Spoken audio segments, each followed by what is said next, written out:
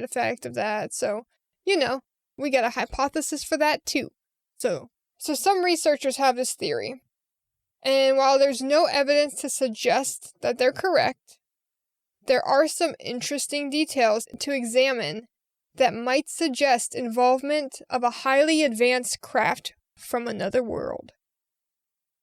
For example, where 2 of the hikers were discovered next to the burnt-out remains of the campfire, there was substantial damage to the trees that overlooked the makeshift base. The damage was around 15 feet high. Some researchers have theorized that this was the result of a UFO hovering just above the treetops. Furthermore, some of the group would be discovered months after and they were found with pieces of their skin, lips, and eyes apparently surgically removed. While some claim these are injuries, and they were merely the result of decomposition, others say the seemingly precise cuts suggest intelligent action. This is the first time I've heard of them having pieces of skin, lips, and... Yeah. Well, I heard about their eyes, that girl's eye and tongue, but never of them having surgically stuff cut off of them, or stuff cut off of them surgically. Very odd. That's odd. I agree. I would have liked if the thought went deeper into who exactly was missing those, so you could look at the autopsy to verify so-and-so was missing a piece of his lip, or whatever. Yeah, the only one we know that was actually missing eyes were one of the females. Yeah. Yeah, the eyes and the tongue. I didn't hear anything about lips or skin. I solved it. It was Jeepers Creepers. Oh my God. Going over there sniffing them. But hey, something I wanted to say real quick.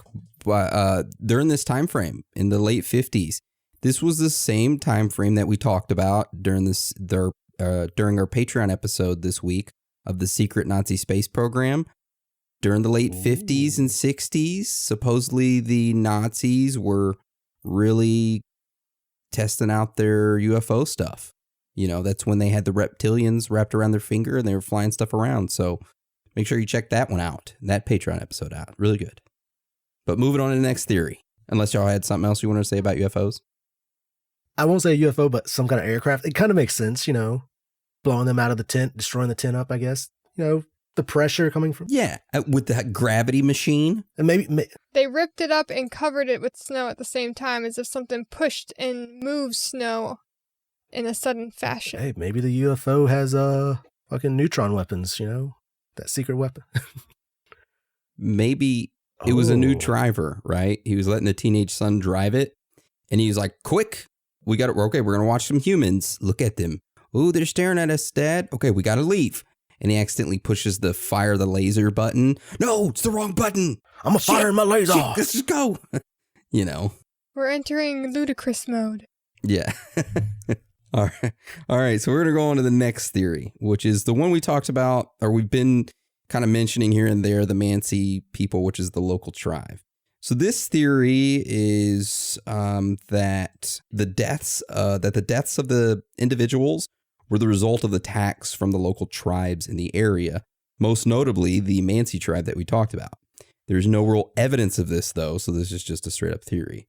But the Mansi people were largely peaceful and uninterested in the outside world. They kind of kept to themselves. Furthermore, much like the details already mentioned when examining the apparent escape from their tent, there was no evidence in the surrounding snow of people attacking them, because it was largely undisturbed. Such an approach by a tribe, if they went and killed these people, they wouldn't be thinking about covering their tracks up. But then again, they might have. I don't know. I don't know much about this tribe. While they certainly make a convenient scapegoat, there's absolutely no evidence whatsoever that the Mansi or any other tribe in the area were responsible for these strange deaths. It perhaps should be noted, though, that the local tribes did refer to the mountain where the incident took place as the Mountain of the Dead, like we talked about earlier. So strange, plausible? Not really, at least for me. But, just something worth thinking about, little knowledge nugget. Do they have any rituals of removing tongues or eyes, this tribe? I don't know. If they do have rituals of removing tongues and eyes, I mean, that's a dead giveaway.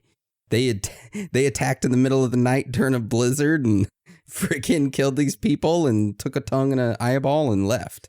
Sprinkle a little bit of radioactivity to throw people off the track. They got some plutonium hanging out with them. I mean, they're supposed to be peaceful. So I don't know if they'd be like, turn your backs, they fucking cut your tongue and eyes out. They're going to be hearing this and give us a 1-star rating. Oh, Yep. I'm sorry, Mancy people. I couldn't get through Anna's voice for more than 10 minutes. I don't know. Reading up on them, the Mancy are said in legends to be riding moose. Moose are dangerous. Hell yeah. They got some big balls. Are you sure those are not eyes dangling down there? I don't know. Okay, let's go on to the next theory. All right, the next one's what? KGB plant? Yeah. All right, the next theory is a KGB plant.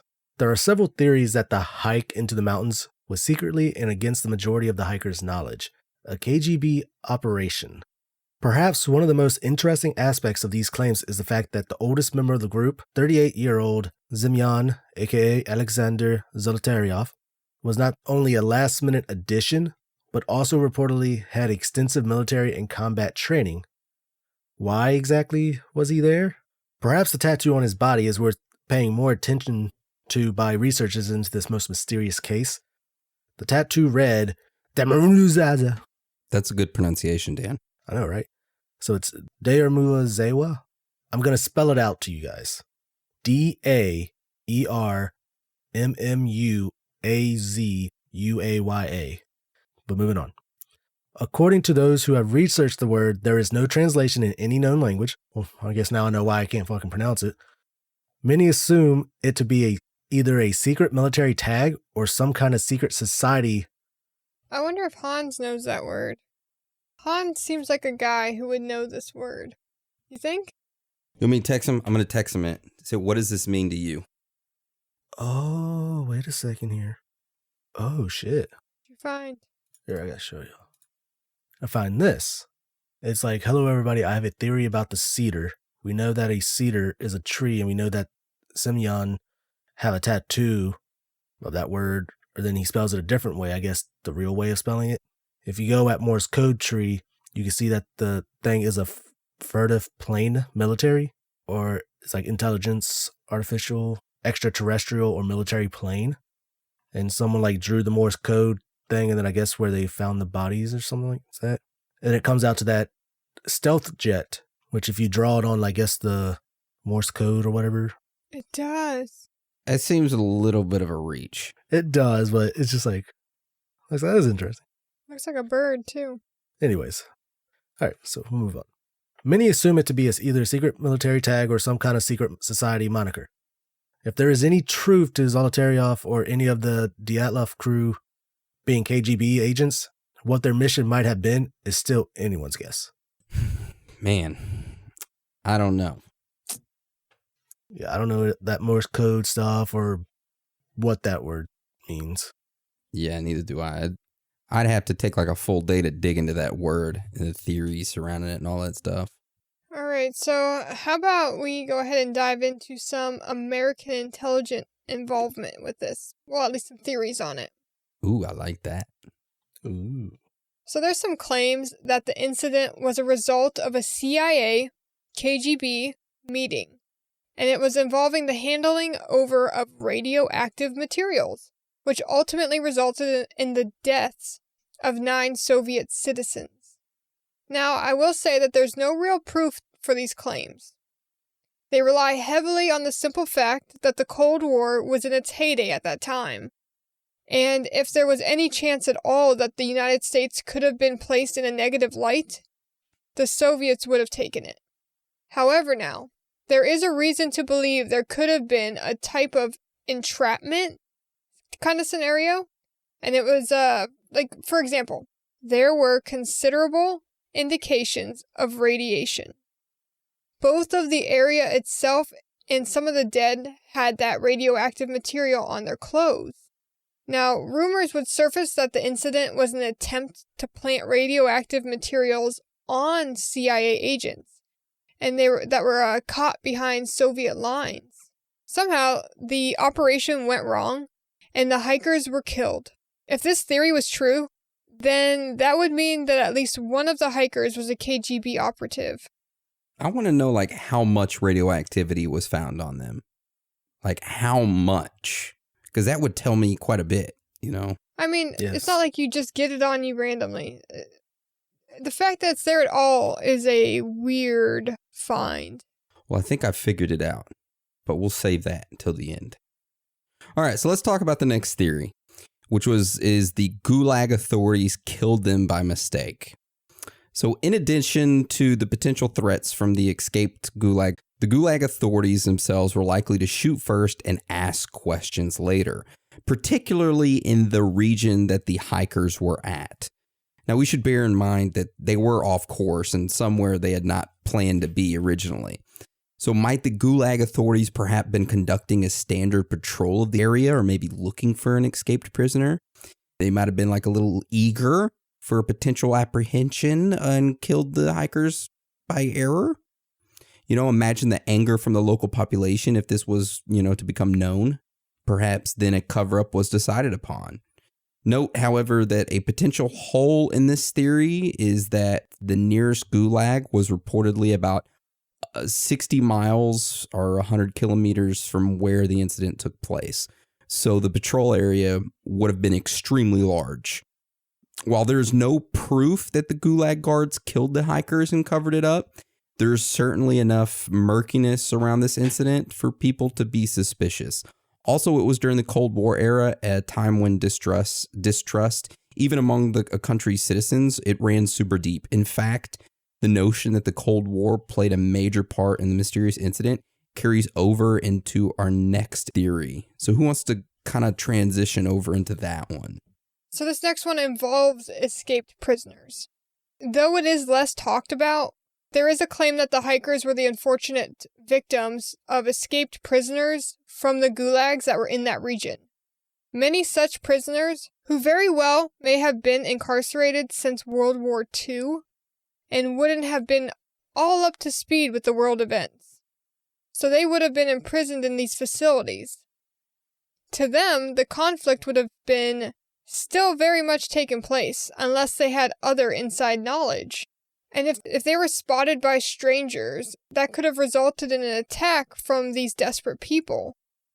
Themselves potentially hardened from the war, of course, and untold time that they spent behind bars, with no freedom at all whatsoever, they would, you would think, weigh up the options of attacking a relatively small group against the risk of being reported to the Soviet authorities, which led to many years back in those brutal gulags. I mean, there's so many theories on this one, it's just options. There is. My favorite is the next one, which is my personal favorite. This one is the Yeti claims. Perhaps one of the most interesting claims is that the group met their grisly end at the hands, or should that be claws, of a Yeti/Bigfoot-like creature that inhabits the remote regions of the Ural Mountains. The local Mansi tribe has legends of a Yeti-like creature called the Mrnk, and furthermore, it is said to roam the area of the incident. There is a famous picture recovered from the belongings of the group on Nikolai Thibault-Bernal's camera. On a shot known as Frame 17, there's a strange picture that seems to show a figure that bears a resemblance to a Bigfoot-type creature. And leave it up to our cult leader, Aaron. He has provided this picture. So yeah, you click that link and it has all the pictures that she's taken. Go down to the very last one, frame number 17. Oh, now tell me that's not Bigfoot. Tell me that's not Bigfoot, because that's Bigfoot. Why is he always in the same pose? I can't deny or affirm this.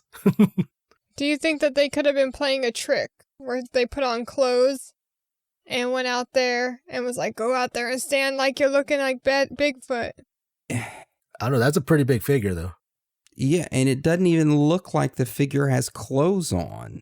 I mean, it looks like it's... I wish this thing would Pause. There we go. It looks like it's got, I don't know. It's blurry. It's hard It's to a typical Bigfoot thing. But, like, look Yeah. at the picture before. I mean, that guy's he's fully covered in clothes. Yeah, he's got a hat on, but who's to say he didn't put a mask on and kind of make himself look one tone? I mean, it's black and white, so it's hard to really decipher what you're seeing. But I certainly see a person or a being, Bigfoot, whatever it may be, standing there. I just kind of feel like his arms are a bit too short. His body doesn't seem Bigfooty. No, his limbs seem a little more fragile to me. But then again, though, if you think about it, like you look at the other pictures, even with their coats and stuff on, their arms don't look so small. It's like that picture, though, their arms and legs, well, their legs almost match, but the arms seem way too small. That's what I thought too. I don't know. It's a weird picture. We'll have a link up on our website you can go to and check it out. So I can affirm that is not the Bigfoot. It could be his abandoned cousin, Yeti. Never know. So some people believe that this figure was actually one of the hikers returning from a raised piece of land, which, yeah, we can see that. Probably looking to get their bearings. The fact that it was the last picture Thibaut Bernal took, though, leads to some people perhaps reading more into what there actually is, or perhaps it wasn't Bigfoot or anyone from that group. So I don't know. It's a weird picture, that's for sure. It is.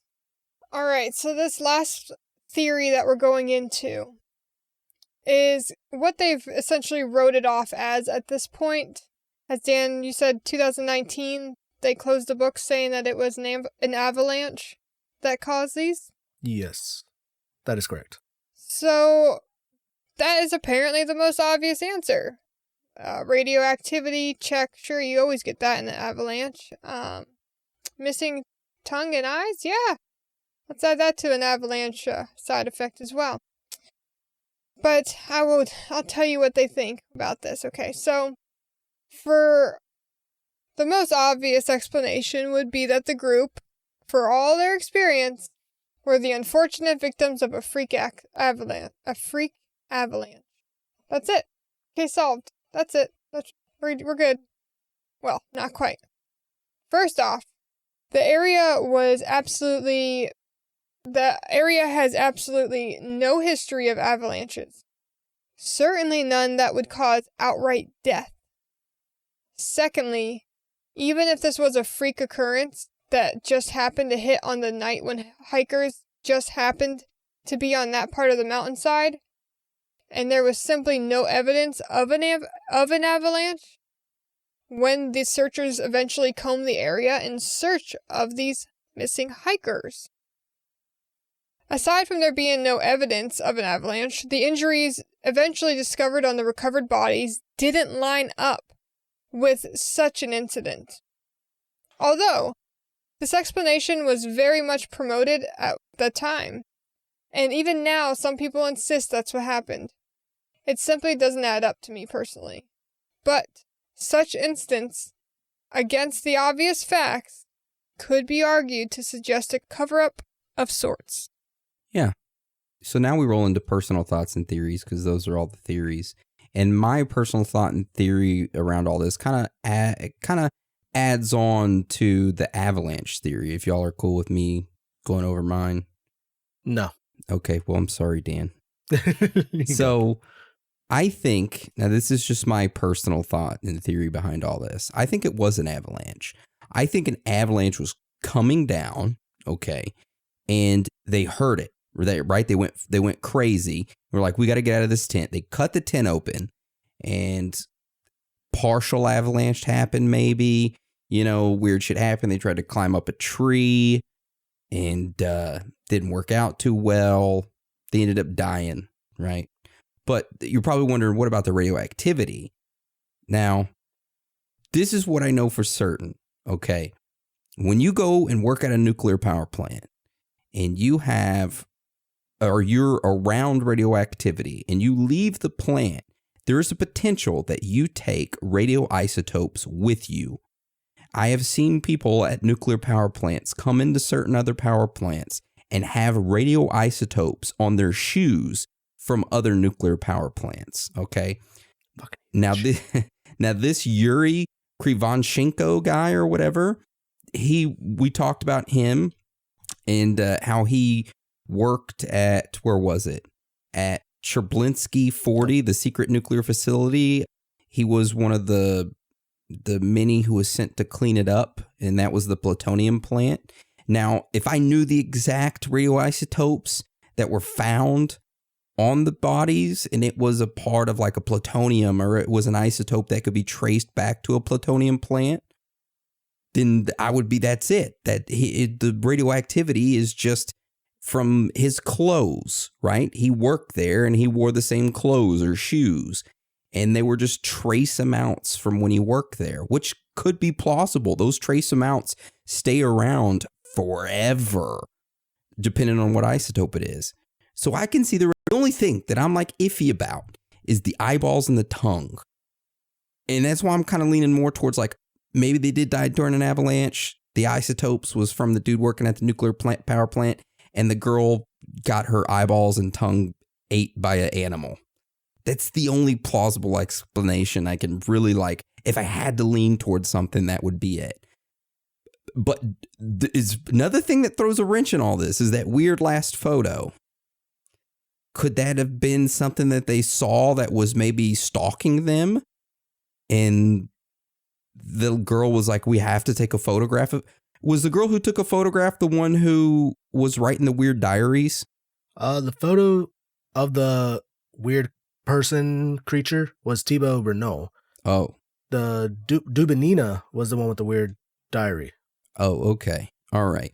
Maybe something was tracking them throughout their entire expedition, and they kind of felt that, and then they finally got a picture of it, and that night is when it went insane and decided to attack them. I don't know. Just a theory. That could be a possible reason why those people tried to climb the tree. They can get high, get above it, and they certainly dug into that tree to get up. Whatever, if they were running from an avalanche or possible Yeti or some sort of threat, they climbed that tree with their life in danger.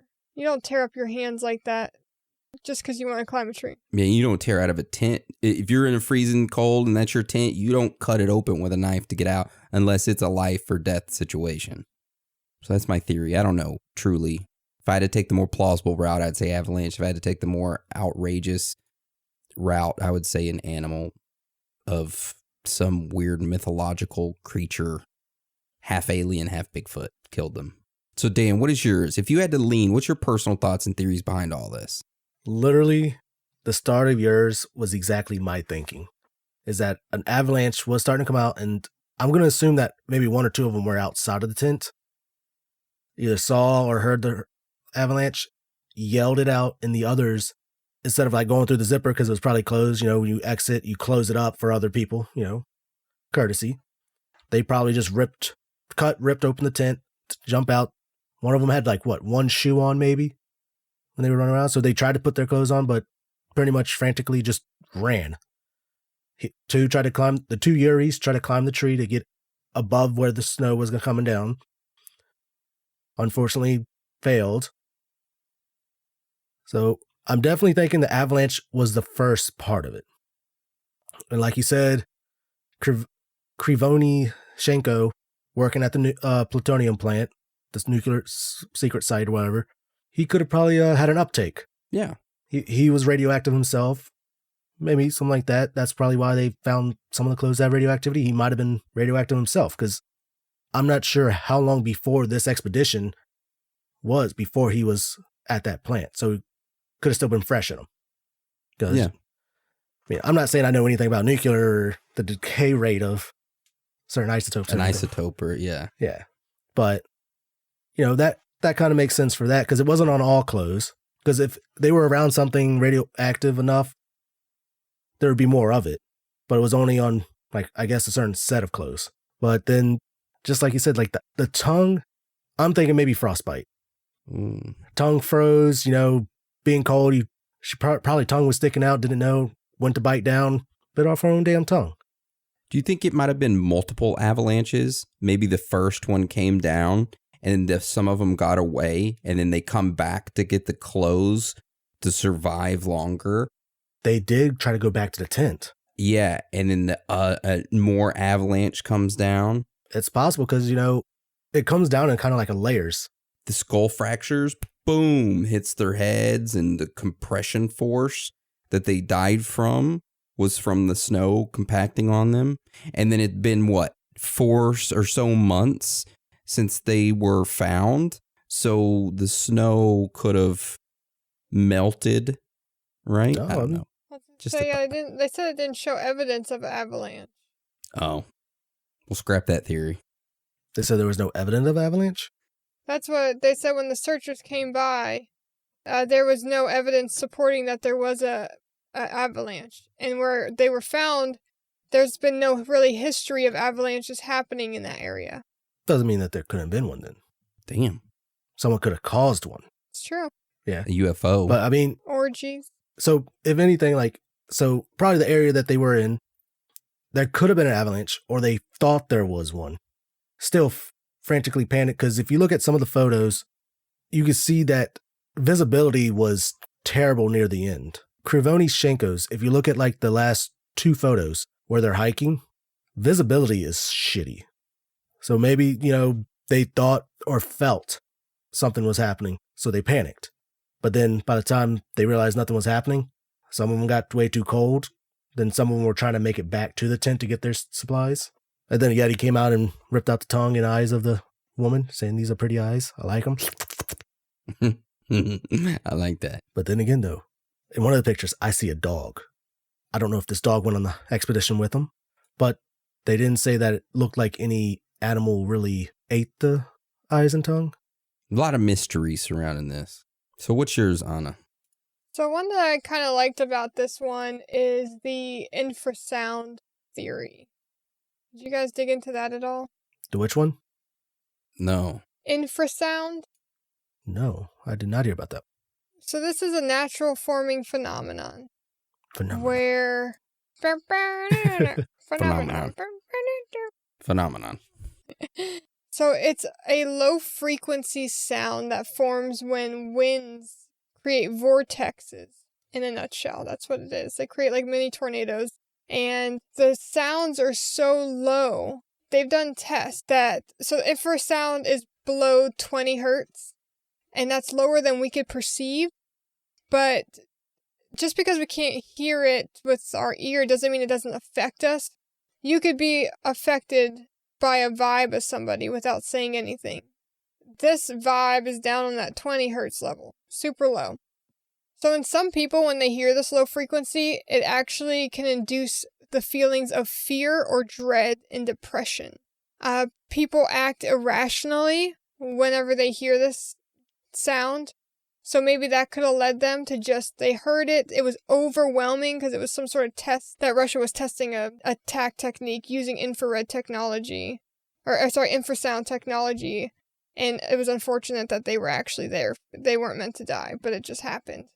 It's funny you mention that because about a year or so ago, I was diving in the deep dark web and I came across this topic, and somebody posted military records that provided proof that they were doing military exercises and certain secret weapon bombings and secret weapon testing in the area. And that is what killed these hikers. And it showed dates and stuff like that. And I could not, for the life of me, I dug and dug and dug and dug and dug.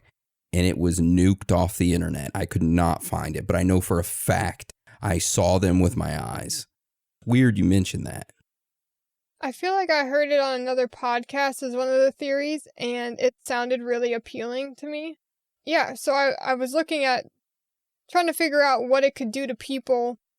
And in humans, it can cause headaches, nausea, night terrors, sleep disorders. The lower you get with the frequency, the more it does. So if it hits that right frequency, it can resonate with the human eye, and it causes them to vibrate. So this can lead to disorienting vision and the possibility of seeing ghost sightings, like figures moving. So it may also cause somebody to feel that there is an entity in the room with them, they also feel that dread feeling. So if they were, let's say they did see a Yeti, and then coincidentally on this same trip, this infrasound technology was being used, now they have like in their head, the Yeti's coming. They have in their head a rational fear of this Yeti coming to get them because of this technology. Maybe it was that government having someone dressed up as a Yeti to test the reaction of that device, and then their reaction to seeing an animal or some unknown creature. You can't test something unless the participants cannot be aware of the experiment. So it's unfortunate that it would have to be leading to death, but that's kind of how things go. Yep. Proper results. Well, when they were doing these studies to figure out if people kind of possibly saw ghosts and fears like that, they said all they had to use was a fan, or like a vibrating fan, and they got it down to 18.98 hertz. And that resonated with the frequency of the human eye that made it vibrate. And it also created a standing wave in one area of the room, which made foil vibrate in the room. So showing that it really was affecting the physical world with the sound. Sound is going to be the new technology that they're going to use to make planes go. Whenever they turned off this fan, though, the people inside said there was a huge weight lifted off of them. And the vibrations that you get from this frequency will cause optical illusions, depressed feelings, like I said. People felt like the laboratory was haunted after this experience because of what they felt when they were in this. So let's say that we have these people now going out into the wilderness is always going to give you a little eerie feeling because it's the unknown. You can assume that there's going to be at least some sort of predator animal out there where you still have a sense of, like, a little fear. You can't lie. You've got to be a little nervous. So they're out there. Matter of maybe just being at the wrong place at the wrong time. Russia tried this technology to use it as a weaponized device. Then found out after the fact that there were people in that area, because like you mentioned, it was an area that people don't normally go to. So maybe Russia thought that it was a good place to do a test on how it affects the environment or something. And the hikers just reacted to it irrationally by just leaving their tents without grabbing their clothes, just scurrying. They didn't try to open the door. They just ripped it open. Two ran up a tree. Didn't they have a theory that the guy who hit his head, or the guy who had a small fracture, might have fallen off a slight edge and hit his head? I heard something like that, yeah. So him just running in the darkness, trying to get away from the sound. You can't get away from sound. Even though he doesn't know he's running from it, he's just sensing that something's in his area. And maybe it did wear off. Like, they stopped doing the experiment, right? And then the people who didn't die in the first wave walked back up to go get the clothes, realized, like, the tent was all tore up, right? And then they got the clothes because they realized we have to survive out here. And these people are already dead, or maybe they weren't dead yet, but they were nearly there. And so they just took their clothes, and ultimately they would not survive. That's a good theory. Thank you. You did good on that. I'm proud of you. And I love you. And I love you. No, but yeah. It's a good. This sound thing is very interesting. I'm gonna have to dig more into that. I've never heard about hertz being below 20 and it causing certain things to happen. It's gonna be interesting to dig into. This was a long time ago, but I didn't see it this time, but I swore that this thing could damage you from the inside of your body. The infrared sound can damage you on the inside and not show any sign of trauma on the outside. And that matches up to the three of the hikers. Yeah.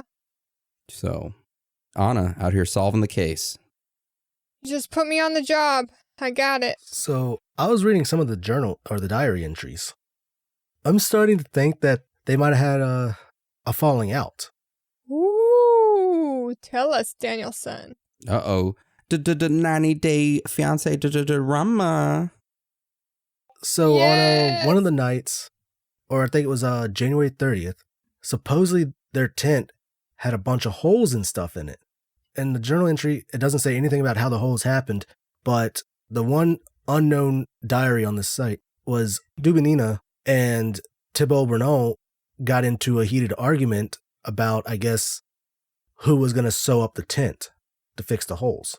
Because during these expeditions, you don't sit by the fire until all your work is done. And I guess Thibault was supposed to do some of the sewing up, but he decided not to and sit down. And Dubinina was jumping on his case and everything. Then finally, Thibault just said, F it, I'm going to go do it. And a couple of them went and fixed the holes up. But Dubinina didn't say anything and just went straight into the tent. Then supposedly two that were mostly clothed during the night, end up going out, I guess, to go relieve themselves. And I'm figuring with the way things were going, they must have been having a falling out inside that tent. Maybe someone started a fight in there, end up ripping the tent out, people, sleeping, waking up, what the fuck going on? No, they said it was cut open with a knife. Somebody got pissed, pulled a knife out, tried to cut them, and then cut the tent open on accident, missing. The person went running. They cut the chick's tongue. They cut the chick's tongue off and her eyes out. People were freaking out and they cut the tent open. The people tried to get away from them. The Uris, they tried climbing up a tree because motherfuckers running around with a knife, right? Which the screaming caused an avalanche. Uh-oh. Oh, now you're The solving screaming it, man. called the Yeti. And the Yeti come running over there. Fuck, here we go. Which then called the UFO to come and pick up the Yeti. What the fuck you doing over here, dude? Oh, snap. Which then made the Yeti's mating call is at the rate of the infrasound, 20 hertz, which caused them to even run further. Damn. All these theories are almost right. We tie it all together here at Theories of the Third Kind. So anybody else got anything they want to add before we roll into voicemails and on-the-scene reports? Dude, I did find one other thing in the journal entry. Where's it? What'd you find? So I'm reading this one part. It was, the weird thing is the date's kind of wrong. I think she wrote the year wrong because it goes from 2/28/58 to 1/29/59. So it's why would you write a totally different year expedition in the same code diary for your thing? But all right, so it could have been a different place, but just this one phrase, Sasha Kolevatov tested his device and then quit. So one of them was testing out some kind of device somewhere else, I guess a year before that, and then now they're on the same expedition again. So maybe some kind of device, the infrared device or something. Maybe he had a device, or not infrared, infrasound. Because that's kind of weird. It just says Kolevatov tested his device and then quit, and that was 2/28/58 entry. Oh no, she got wrong the month and the year. So this was pretty much January 28th, 1959. So this was actually, I guess, the same. Yeah, so this was the same expedition and stuff. So he had some kind of device he was testing. I don't know, I thought that was just a little weird, but there's nothing else about it. That is weird. Could it be a camera device? I mean, I'm just trying to play devil's advocate, Dan, because I think that sounds pretty good. So No, just trying to see how I could rebuttal. here, this is the journal entry for that. It's where does that device? Wait, August 11th, your units leaving until you took a few samples. So they took samples of something too. Sasha tested his device. That was the older guy, right? That had the tattoo of the real weird name on his chest. He was the guy who I think he was the dude that had military, because he went by Sasha. No one really knew much about him, which would lead to the theory that he could be the KGB agent. Okay, so the last name goes with the Alexander Kolevatov.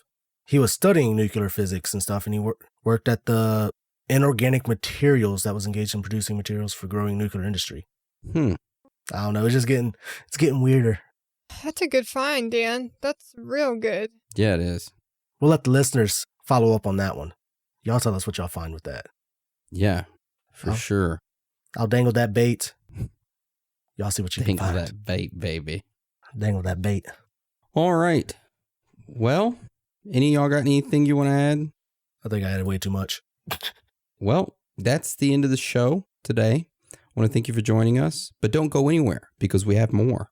So now we're going to roll to Hans is on the Scene. If you aren't familiar with Hans on the Scene, it is basically where Hans, our on the scene reporter, goes out into the public and gets their opinions on certain theories.